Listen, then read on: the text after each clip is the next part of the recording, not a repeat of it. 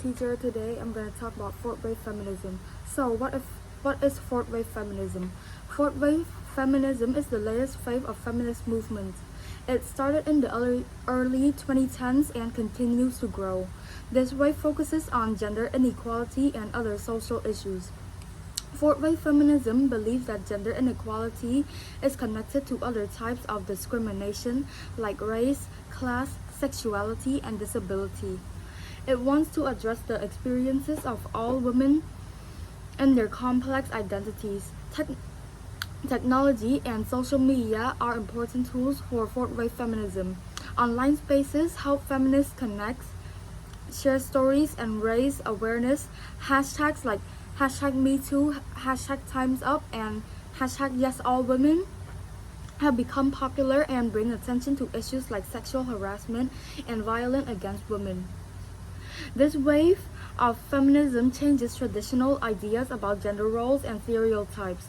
It wants to end patriarchy and promote gender equality in areas like politics, education, work, healthcare, and media representation. It also supports consent education, body positivity, reproductive rights, LGBTQ+ rights, and inclusive language. Fourth wave feminism also focuses on amplifying the voices of marginalized women within the movement. It recognizes that some groups of women were left out or ignored in earlier wave of feminism. Understanding intersectionality helps to see how different types of discrimination overlap and affect women. The three topics that I chose are intersectionality, the internet, and gender roles. Intersectionality is a key aspect of fourth wave feminism. It means understanding that people face different forms of discrimination based on their intersecting identities like race, class, sexuality, and disability. Fourth wave feminists knows that women's struggles are influenced by these intersecting identities. They want to create a more inclusive movement and address the needs of all women, especially the ones who are marginalized or not represented. The internet and social media have had a big impact on the fourth wave feminist movement. Online platforms gives people space to share their experiences, raise awareness about gender inequality, and mobilize for change. Hashtags like #MeToo and #TimesUp have been very popular, allowing survivors of sexual harassment and assault to share their stories and bring attention to bigger problems. Online activism helps marginalized voices be heard and brings people together from all over the world. Fourth wave feminism also challenges traditional gender roles and wants to redefine them in more inclusive ways. It understands that gender isn't just made for male or female, but it can be a spectrum. This wave supports people expressing themselves authentically without being limited by societal expectations. It wants to break harmful stereotypes and promote equality in education, work, politics, or relationships. So, my view on fourth wave feminism is I see that fourth wave feminism as a movement that focuses on breaking down gender roles by emphasizing that each woman is different and woman's worth is not dependent on her femininity. I like that fourth wave feminism is more intersectional and inclusive than previous waves. I think that by advocating for different type of women, fourth wave feminism has the best chance of helping women across all different cultures, races, ethnicities, and socio-economic classes.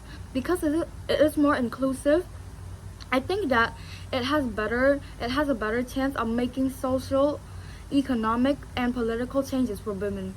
I think there is more emphasis today on breaking down traditional gender roles. For example, Women are more likely to go into STEM fields or male-dominated areas. There is also more conversation about consent, body positivity, and mental health. I think that fourth-wave feminism is also trying to make women's issues more visible by having more women speak out online and their experiences as women. Another thing that is common in fourth-wave feminism is social media. A lot of people who are active in fourth-wave feminist communities are involved in things like body positivity, body image, and anti-fat shaming. These movements have gained a lot of popularity and visibility through the use of social media, but some may agree or disagree with me. While I was talking about my perspective, it made me realize that my viewpoints are the same as most feminists. We share the same opinions and we stand the same ground, but some may view it as too much. While doing research, I came across a mom saying, quote and unquote, "We don't need fourth-wave feminism, whatever the heck that is. We need to succeed now, cement our equal rights in the framework of the USA, and force our government to meet the needs of women and the way it caters to men. We pay taxes too, and we deserve a government that meets our needs. Fair pay, equal rights, reproductive freedom, paid maternity leave, and subsidized childcare." However, but I did some more research. From all those videos that I watched, I noticed that conservatives may argue that fourth-wave feminism, like other waves before it, places excessive emphasis on identity politics. They believe that this approach tends to fragment society into various victimized groups based on gender, race, or sexual orientation. Conservatives often prioritize individual merit and character over group identity and view identity politics as divisive and detrimental to society unity. Critics may contend that fourth-wave feminism perpetuates a victimhood culture where women are encouraged to see themselves as victims of a patriarchal society. Conservatives may argue that this victimhood mentally undermines personal responsibility and resilience, and promoting a culture of entitlement and dependency. Conservatives may argue that the previous waves of feminism has already made significant strides in achieving gender equality. They may question the necessity of a fourth wave and argue that further activism could risk undermining the progress already made. From their perspective, excessive focus on gender issues may overshadow other important societal concerns. Some conservatives may criticize fourth-wave feminism as an outgrowth of cultural Marxism. They argue that it seeks to fundamentally reshape society by challenging traditional gender roles, family structures, and cultural norms. Conservatives may view these challenges as threats to established societal values and traditions. Abortion and reproductive rights can be contentious issues within feminism. From a conservative standpoint, the pro-choice stance of many feminists in the fourth wave may clash with conservative values that prioritize the sanctity of life and traditional family structures. Critics may argue that fourth-wave feminism promotes an anti-men's sentiment, portraying all men as inherently oppressive or harmful. Conservatives may assert that this generation is unfair and fails to recognize the contributions and positive aspects of masculinity. By comparing these perspectives, I have noticed that my perspective emphasizing breaking down gender roles, promoting inclusivity, and addressing women issues across diverse cultures, races, ethnicities, and socio-economic classes. I believe that fourth-wave feminism has the best chance of affecting social, economic, and political changes for all women. The perspective But the perspective of the mom that I mentioned prioritizes immediate needs such as equal rights, fair pay, reproductive freedom, paid maternity leave, and subsidized childcare. She seeks concrete changes in politics and government support rather than broader societal changes. But my perception on this within politics is that I emphasize on intersectionality and inclusivity as positive aspects of fourth wave feminism. I view it as a means to create more diverse and representative movement. But the conservative perspective criticizes fourth wave feminism for what it is perceived as an excessive emphasis on identity politics.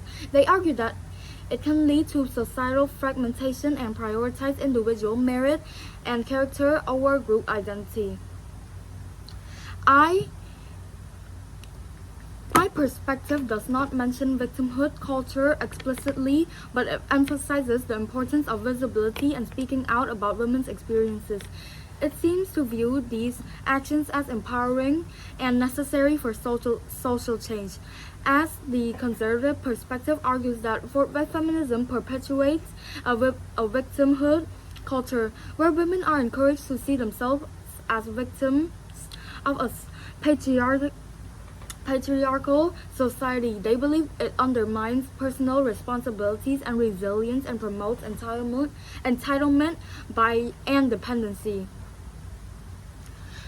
I see the progress and necessity of fourth wave is by acknowledging the progress made by previous waves of feminism, but sees as a need for further activism and change. I believe that fourth wave feminism builds upon the achievements and past and necessary for continued advancement.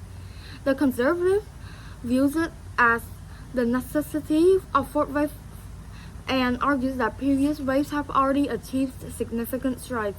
They express concerns that further activism may risk undermining the progress already made.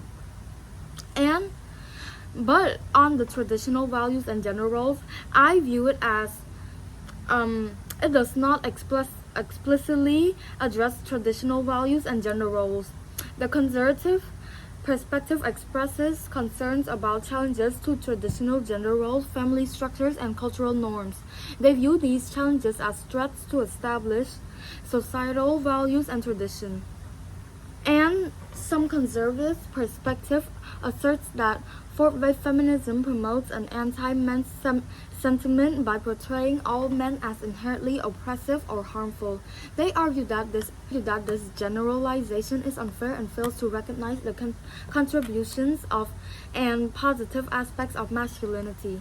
This is the conclusion that I have came up with.